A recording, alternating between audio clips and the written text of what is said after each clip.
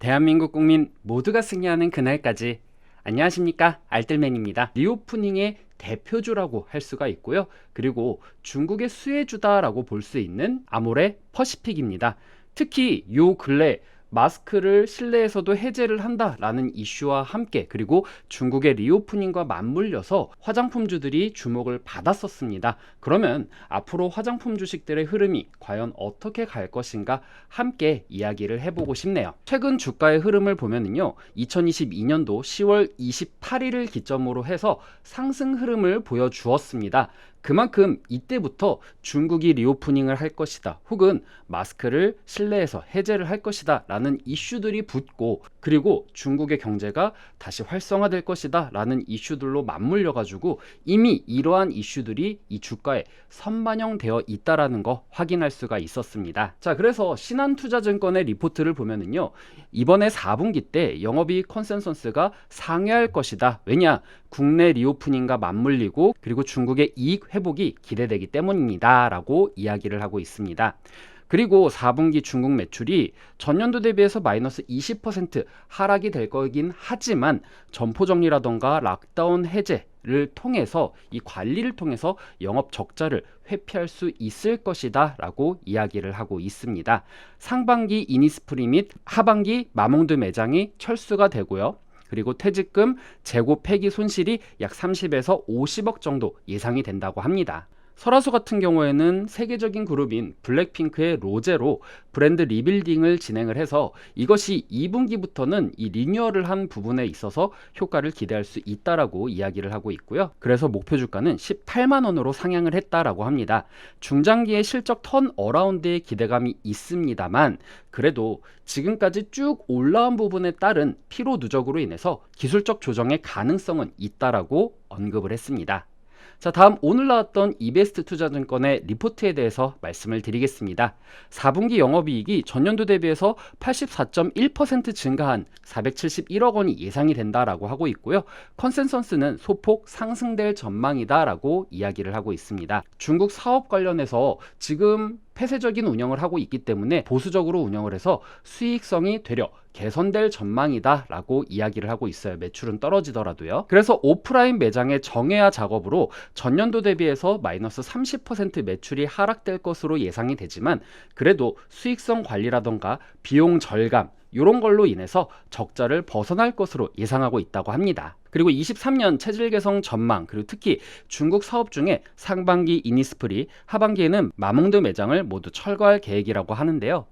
그래서 목표 주가는 17만 2천 원으로 상향을 했고, 이 이유는 국내 면세점이 최저점을 지나고 있고 중국의 과감한 구조조정이 긍정적이기 때문에 목표 주가를 상향한다라고 이야기를 하고 있습니다. 자, 그러면 목표 주가 상향 리포트가 2개씩이나 나왔는데 연이어서, 그러면은 아모레 퍼시픽에 몰빵을 해야 되나요? 라고 저한테 여쭤볼 수가 있을 것 같아요. 실질적으로 아모레 지금 올라왔어도 저는 많이 물려 있습니다 라고 이야기를 하시는 분들이 제 주변에 좀 있어서 이 종목을 채택하기도 했거든요. 자, 일단 영업이익에 대한 추이를 한번 보면은요, 요것은 신한투자증권의 리포트에서 제가 가지고 왔습니다. 중국의 매출 같은 경우만 딱 띄워놓고 보면은 21년도 대비해서 22년에 긍정적인 흐름을 보였고, 그리고 23년도에 더 긍정적인 모습을 보여주고 있습니다. 물론 22년 대비해서 23년 북미, 유럽, 중국 외 아시아 국가에서도 긍정적인 흐름 보여주고 있고요. 그리고 럭셔리 브랜드의 매출 비중이,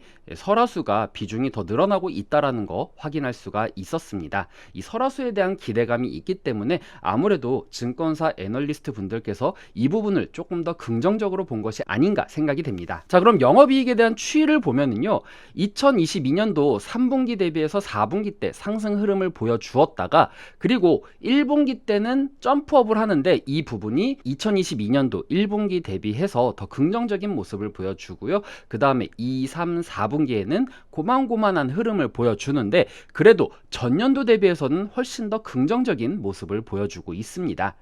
하지만 이 1분기 상승률 같은 경우에는 이미 주가에 반영되어 있다라고 생각이 되고요. 이베스트 같은 경우에는요, 전년도 대비해서 영업이익이 23년도 1분기 같은 경우에는 전년도 대비해서 하락하는 모습을 보여주지만 그래도 2분기, 3분기, 4분기 같은 경우에는 전년도 대비해서 훨씬 더 긍정적인 모습을 보여주고 있습니다.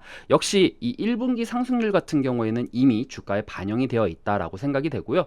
그러면 여기서 어떻게 포인트를 잡으면 될 것인지 제가 이따가 마지막에 대해서 말씀을 드리겠습니다. 자, 우려가 되는 부분 첫 번째 부분입니다. 지금 딱 오늘 제가 종가 기준으로 딱 만들어 봤는데 이게 딱 저항 라인에 걸쳐 있어요. 특히 이 매물대가 많은 부분에 있어서 저항을 맞고 떨어지는 흐름을 보여주었습니다. 그러면 아무래도 여기서 떨어지고 지금 여기 요렇게 지지 라인이 요 라인이니까 요 지지 라인에서 아마 요렇게 지금 저항 맞고 왔다 갔다 할 수 있는, 횡보할 수 있는 구간이 있을 것 같다라는 생각이 들기는 합니다. 그래서 이 저항 라인을 언제 뚫느냐, 요게 관건이다라고 생각이 되고요. 역시나 알뜰맨이 우려되는 부분은 바로 이 부분입니다. 지금 한 달 동안 고향을 간다, 춘절 동안에 2주간의 휴일이 있습니다. 이 기간 동안에 약 21억 명이 이동을 하기 때문에 중국 당국에서는 지금 초비상이라고 합니다. 왜냐면은 중국 당국에서 수도권에서는 이미 봉쇄 정책이나 이런 거를 했음에도 불구하고 한번 코로나에 걸렸던 사람들이 많이 있기 때문에 그래도 면역에 대한 부분은 걱정하지 않아도 상관이 없는데 이 농어촌 부분 같은 경우에는 아직 안 걸리신 분들이 많이 있어서 잘못하면은 이 노년층 같은 경우에는 치명타로 다가올 수가 있기 때문에 정책의 변화가 있을 수 있다라고 이야기를 하고 있습니다. 그래서 춘절 이후에 중국 당국이 다시 봉쇄 정책을 펼칠지 아니면 이 리오프닝 정책을 다시 완만하게 이어갈지 유심히 지켜봐야 된다라고 생각을 합니다. 여러분들도 아시다시피 최근 화장품주는 리오프닝 관련한 테마성 상승으로 움직이는 경우가 많이 있습니다. 화장품주가 실적을 많이 내서 이 우상향하고 있어요 라고 이야기를 할 수 있는 테마는 아니다라고 이야기를 드리고 싶은데요. 물론 면세점에 있었던 상품들이 너무나도 어려웠기 때문에, 그리고 이 화장품이 어찌 보면은 필수 소비재거든요. 화장품은 우리가 얼굴이라던가 바디라던가 꼭 써야 되는 필수 소비재이기 때문에 이 필수 소비재 입장에서는 당연히 올라가야 되는 게 맞지만 지금 화장품주 같은 경우에는 리오프닝 관련해서 테마성으로 상승하는 흐름이 있기 때문에 이 부분을 간과해서는 안 될 것 같다라는 생각이 듭니다. 이게 또 시들하면은 쭉 떨어질 수 있는 부분도 있거든요. 자, 그리고 긍정적인 부분 한번 보면은 리오프닝의 수준은 시간의 문제이지 어쨌든 밟아야 되는 절차입니다. 그래서 그 과정에서 인플레이션이 상승하였기 때문에 그 과정에서 중국 당국이 리오프닝을 밟아가면서 인플레이션을 잡으려고 했는데 중국이 소비를 늘림으로 인해서 인플레이션이 안 잡히고 있네. 그러면 연준의 자세는 보수적으로밖에 될 수가 없고, 그래서 이러한 부분이 긍정적인 부분이자 단점이 될 수도 있는 부분입니다. 그렇기 때문에 긍정적으로 본다라고 하면 리오프닝은 어쨌든 오긴 하겠지만 그럼에도 불구하고 연준이 고금리 정책에 대해서 보수적으로 바라본다라고 했었을 때는 아모레퍼시픽 같은 경우에는 대형주에 속하기 때문에 패시브 자금들이 들어오는 주식입니다. 그렇기 때문에 외국인 투자자들의 입김을 무시할 수 없는 주식이기도 해요. 그래서 한켠에서는 지금의 상승이 끝이다라고 이야기를 하시는 분들도 있습니다. 저도 솔직히 아모레퍼시픽에 대해서 관심이 가지는 않아요. 그래서 신규로 매수를 하려고 하시는 분들은 조금 더 보수적으로 바라보는 것이 좋지 않을까 생각이 됩니다.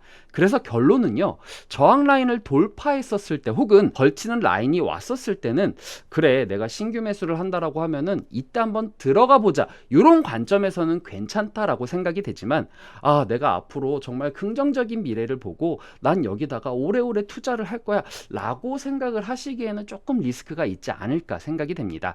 특히 연준의 정책 리스크라던가 중국의 코로나 변수 정책도 꼭 확인을 해야 되는 부분이고요. 중국의 정책에서 만약에 우리는 다시 봉쇄 정책을 갈 겁니다 라고 하면은 이만큼 올라갔던 것이 다시 내려갈 수 있는 부분이 있고 정말 재수없게 다시 86,800원 요 라인까지 떨어질 수도 있는 부분이 분명히 있기는 합니다. 하지만 이렇게 떨어졌을 때는 그렇죠, 신규 매수자 입장에서는 다시 여기서 진입을 할 수 있는 구간이 올 수는 있겠죠. 어쨌든 간 중국은 다시 리오프닝 정책을 펼칠 것이기 때문에.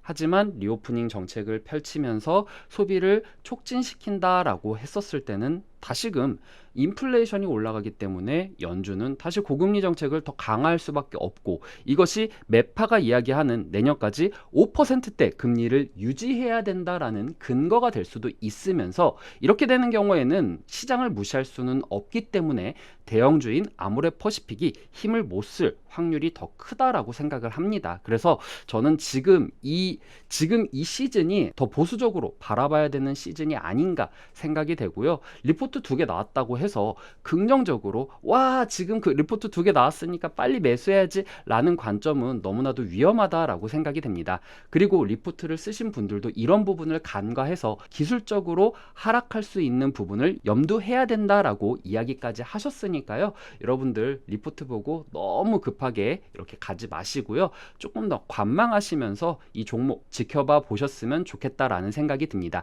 물론 여기서 물려있는 분들 같은 경우에도 성급하게 물을 타는 것은 조금 위험하지 않나 싶기도 하고요. 언제 그럼 평단을 조절을 해야 되냐? 저는 평단 조정보다는 많이 물려 있다라고 하면은, 그래서 지금 평단 조절이 어려운 경우 같은 경우에는 일단 관망을 하면서 좀 냅뒀다가 그래도 중국이 조금 더 긍정적인 흐름을 보이면서 지금 시세를 다 뽑아냈다라고 하면은 그때 맞춰서 조금 약손실 보고 나오는 것이 좀 낫지 않을까 생각이 됩니다. 무리하게 물을 탔다가는 중국이 다시금 봉쇄 정치를 했었을 때 타격을 받을 수 있는 부분은 분명히 있기 때문에 이런 부분들 간과하면서 아모레퍼시픽 이렇게 지켜봐 보시면 좋을 것 같다라는 생각하면서 오늘 종목 마치도록 하겠습니다. 오늘 내용 괜찮았다 생각되시는 분들은 하단에 구독과 좋아요, 알람 설정을 눌러주시면 제가 영상을 만드는데 큰 힘이 될 것 같습니다.